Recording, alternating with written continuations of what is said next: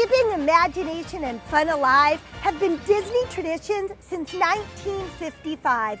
And today, we're really lucky because we're going into the park to get a glimpse behind the scenes before the park opens and how they make some of this magic happen. From small details to big ideas, nothing is spared. And I love Disney trivia. And once we get inside, you'll see there's a whole treasure chest of trivia to find. Let's go check out Disneyland.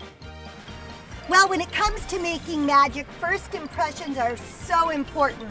And the main gate at Disneyland is the first experience many guests have. And I'm with long-term cast member Kim, who knows all about what goes on here.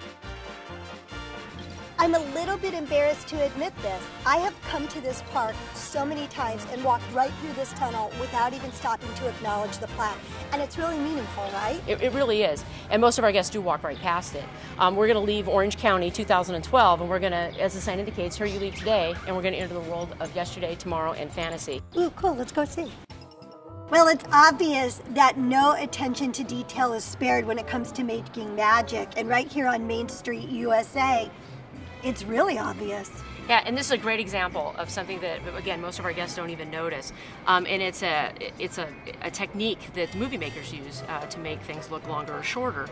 And here on Main Street, we actually use forced perspective. So when you look down towards our castle, it's much further down the street than you think it is. And we do that by making the buildings to scale. So it's 9/10 scale on the bottom of our buildings, and the top of the buildings is 7/10 scale. Hey, Kim! Hi, Emily. Look what I got. Oh my goodness, you've been in City Hall. Yes, I have been in City Hall. In fact, what goes on in City Hall? Apparently they give you lots of buttons. Actually, a lot of our guests want to start their day because they're celebrating something special, and we want to make sure that everybody here knows they're celebrating something special. So wow, this is very cool. So it looks like there's a lot of things to celebrate here. What else happens in City Hall? Should parents get separated from their children, we usually reunite them right here. All right, do you hear that, kids? That's where you go to reclaim your mommy and daddy. So we're in another magical location, and this one's got a little extra sparkle to it, or a little pixie dust. We're at the fire station, but it's more than that, right? It absolutely is. Above our fire station is Walt's apartment. And again, most guests don't know that Walt actually spent a lot of time here at the park, to the point where he actually had an apartment put in above the fire station.